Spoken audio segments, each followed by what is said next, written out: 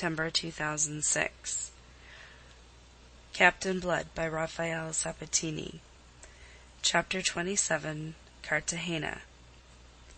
Having crossed the Caribbean in the teeth of contrary winds, it was not until the early days of April that the French fleet hove in sight of Cartagena, and Monsieur de Rivarol summoned a council aboard his flagship to determine the method of assault. "It is of importance, messieurs," he told them, "that we take the city by surprise, not only before it can put itself into a state of defense, but before it can remove its treasures inland. I propose to land a force sufficient to achieve this to the north of the city to-night after dark." And he explained in detail the scheme upon which his wits had labored. He was heard respectfully and approvingly by his officers, scornfully by Captain Blood, and indifferently by the other buccaneer captains present. For it must be understood that Blood's refusal to attend councils had related only to those concerned with determining the nature of the enterprise to be undertaken. Captain Blood was the only one amongst them who knew exactly what lay ahead. 2 years ago he had himself considered a raid upon the place, and he had actually made a survey of it in circumstances which he was presently to disclose. The Baron's proposal was one to be expected from a commander whose knowledge of Cartagena was only such as might be derived from maps. Geographically and strategically considered, it is a curious place. It stands almost foursquare, screened east and north by hills, and it may be said to face south upon the inner of 2 harbors by which it is normally approached.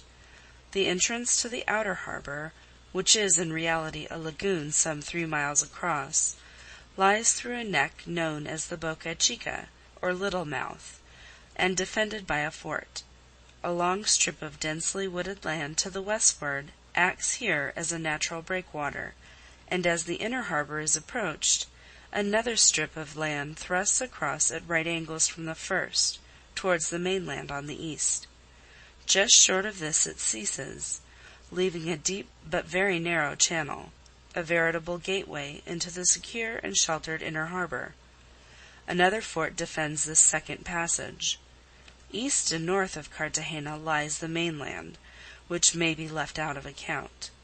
But to the west and northwest this city, so well guarded on every other side, lies directly open to the sea.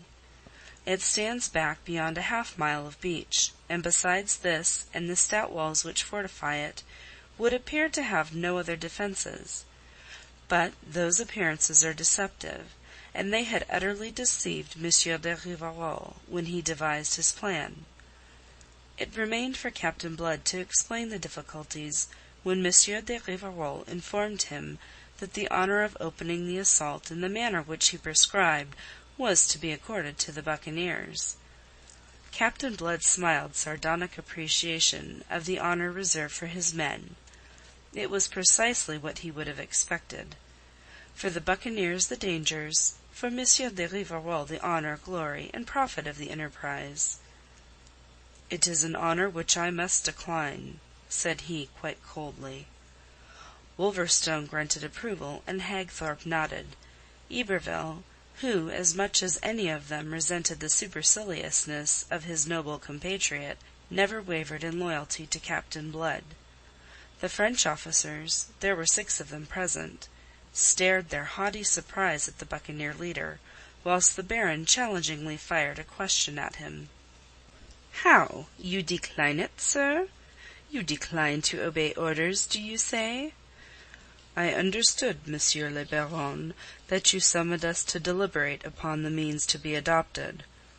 "Then you understood amiss, Monsieur le Capitaine. You are here to receive my commands. I have already deliberated, and I have decided. I hope you understand." "Oh, I understand," laughed Blood. "But I ask myself, do you?" And without giving the Baron time to set the angry question that was bubbling to his lips, he swept on. "You have deliberated, you say, and you have decided, but unless your decision rests upon a wish to destroy my buccaneers, you will alter it when I tell you something of which I have knowledge. The city of Cartagena looks very vulnerable on the northern side, all open to the sea as it apparently stands. Ask yourself, Monsieur le Baron, how came the Spaniards who built it where it is to have been at such trouble to fortify it to the south, if from the north it is so easily assailable?" That gave Monsieur de Rivarol pause. "The Spaniards," Blood pursued, "are not quite the fools you are supposing them. Let me tell you, messieurs, that 2 years ago I made a survey of Cartagena as a preliminary to raiding it. I came hither with some friendly trading Indians, myself disguised as an Indian, and in that guise I spent a week in the city and studied carefully all its approaches.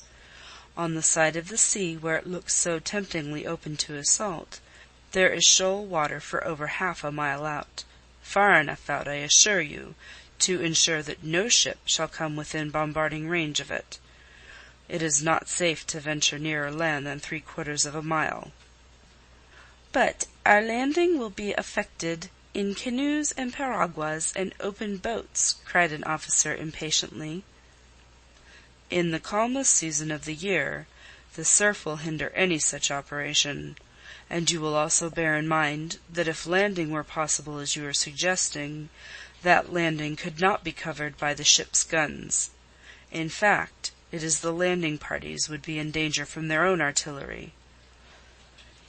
"If the attack is made by night, as I propose, covering will be unnecessary. You should be ashore in force before the Spaniards are aware of the intent." "You are assuming that Cartagena is a city of the blind, that at this very moment they are not conning our sails and asking themselves who we are and what we intend." "But if they feel themselves secure from the north, as you suggest," cried the Baron impatiently, "that very security will lull them." "Perhaps. But then they are secure. Any attempt to land on this side is doomed to failure at the hands of nature." "Nevertheless, we make the attempt," said the obstinate Baron, whose haughtiness would not allow him to yield before his officers. "If you still choose to do so after what I have said, you are, of course, the person to decide, but I do not lead my men into fruitless danger." "If I command you—" the Baron was beginning, but Blood unceremoniously interrupted him. "Monsieur le Baron, when Monsieur de Cussy engaged us on your behalf, it was as much on account of our knowledge and experience of this class of warfare as on account of our strength. I have placed my own knowledge and experience in this particular matter at your disposal. I will add that I abandoned my own project of raiding Cartagena, not being in sufficient strength at the time to force the entrance of the harbour, which is the only way into the city. The strength which you now command is ample for that purpose." "But whilst we are doing that, the Spaniards will have time to remove great part of the wealth which this city holds. We must take them by surprise." Captain Blood shrugged. "If this is a mere pirating raid, that, of course, is a prime consideration. It was with me. But if you are concerned to abate the pride of Spain and plant the lilies of France on the forts of this settlement, the loss of some treasure should not really weigh for much." Monsieur de Rivarol bit his lip in chagrin. His gloomy eye smouldered as it considered the self-contained buccaneer. "But if I command you to go to make the attempt?" he asked. "Answer me, monsieur. Let us know once for all where we stand and who commands this expedition." "Positively, I find you tiresome," said Captain Blood, and he swung to Monsieur de Cussy, who sat there gnawing his lip, intensely uncomfortable. "I appeal to you, monsieur, to justify me to the General." Monsieur de Cussy started out of his gloomy abstraction. He cleared his throat. He was extremely nervous.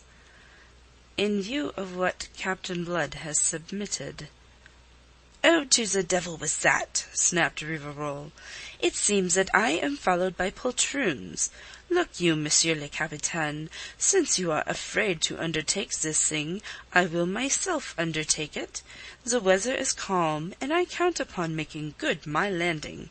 If I do so, I shall have proved you wrong, and I shall have a word to say to you tomorrow which you may not like. I am being very generous with you, sir." He waved his hand regally. "You have leave to go." It was sheer obstinacy and empty pride that drove him, and he received the lesson he deserved.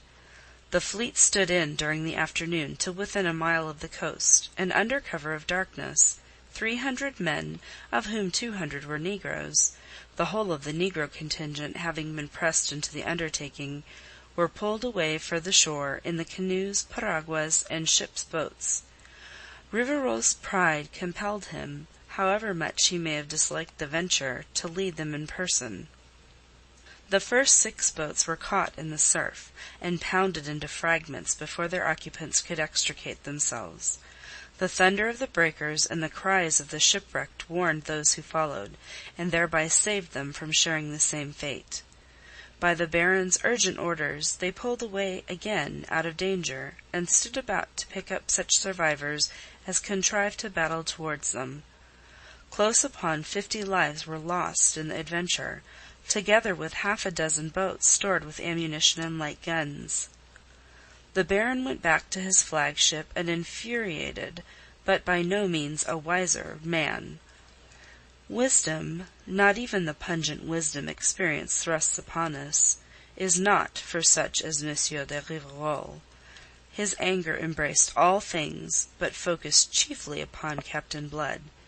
In some warped process of reasoning, he held the buccaneer chiefly responsible for this misadventure. He went to bed considering furiously what he should say to Captain Blood upon the morrow. He was awakened at dawn by the rolling thunder of guns. Emerging upon the poop in nightcap and slippers, he beheld a sight that increased his unreasonable and unreasoning fury. The 4 buccaneer ships under canvas were going through extraordinary manoeuvre half a mile off the Boca Chica, and little more than half a mile away from the remainder of the fleet.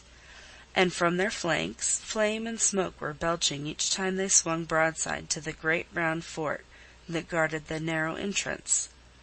The fort was returning the fire vigorously and viciously, but the buccaneers timed their broadsides with extraordinary judgment to catch the defending ordnance reloading. Then, as they drew the Spaniards' fire, they swung away again, not only taking care to be ever-moving targets, but further, to present no more than bow or stern to the fort, their masts in line, when the heaviest cannonades were to be expected. Gibbering and cursing, Monsieur de Rivarol stood there and watched this action, so presumptuously undertaken by Blood on his own responsibility. The officers of the Victorieuse crowded round him, but it was not until Monsieur de Cussy came to join the group that he opened the sluices of his rage, and Monsieur de Cussy himself invited the deluge that now caught him. He had come up rubbing his hands and taking a proper satisfaction in the energy of the men whom he had enlisted. "Aha, Monsieur de Rivarol," he laughed. "He understands his business, eh, this Captain Blood? He'll plant the lilies of France on that fort before breakfast." The Baron swung upon him, snarling. "He understands his business, eh? His business, let me tell you, Monsieur de Cussy, is to obey my orders, and I have not ordered this. Par le mordieu!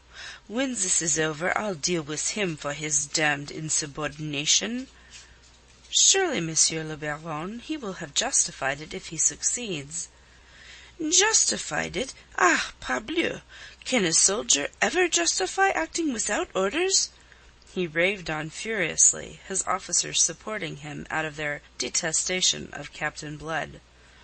Meanwhile the fight went merrily on. The fort was suffering badly, yet for all their manoeuvring the buccaneers were not escaping punishment. The starboard gunwale of the Atropos had been hammered into splinters, and a shot had caught her astern in the coach. The Elizabeth was badly battered about the forecastle, and the Arabella's maintop had been shot away, whilst towards the end of that engagement the Lachesis came reeling out of the fight with a shattered rudder, steering herself by sweeps. The absurd Baron's fierce eyes positively gleamed with satisfaction. "I pray heavens they may sink all his infernal ships!" he cried in his frenzy. But heaven didn't hear him. Scarcely had he spoken than there was a terrific explosion, and half the fort went up in fragments. A lucky shot from the buccaneers had found the powder magazine. It may have been a couple of hours later when Captain Blood, as spruce and cool as if he had just come from a levee, stepped upon the quarter-deck of the Victorieuse to confront M. de Rivarol, still in bedgown and nightcap. "I have to report, Monsieur le Baron, that we are in possession of the fort on Boca Chica. The standard of France is flying from what remains of its tower, and the way into the outer harbour is open to your fleet." M. de Rivarol was compelled to swallow his fury, though it choked him. The jubilation among his officers had been such that he could not continue as he had begun. Yet his eyes were malevolent, his face pale with anger. "You are fortunate, Monsieur Blood, that you succeeded," he said. "It would have gone very ill with you had you failed. Another time be so good as to await my orders, lest you should afterwards lack the justification which your good fortune has procured you this morning." Blood smiled with a flash of white teeth and bowed. "I shall be glad of your orders now, General, for pursuing our advantage. You realize that speed in striking is the first essential." Rivarol was left gaping a moment. Absorbed in his ridiculous anger, he had considered nothing. But he made a quick recovery. "To my cabin, if you please," he commanded peremptorily, and was turning to lead the way when Blood arrested him. "With submission, my General, we shall be better here. You behold there the scene of our coming action. It is spread before you like a map."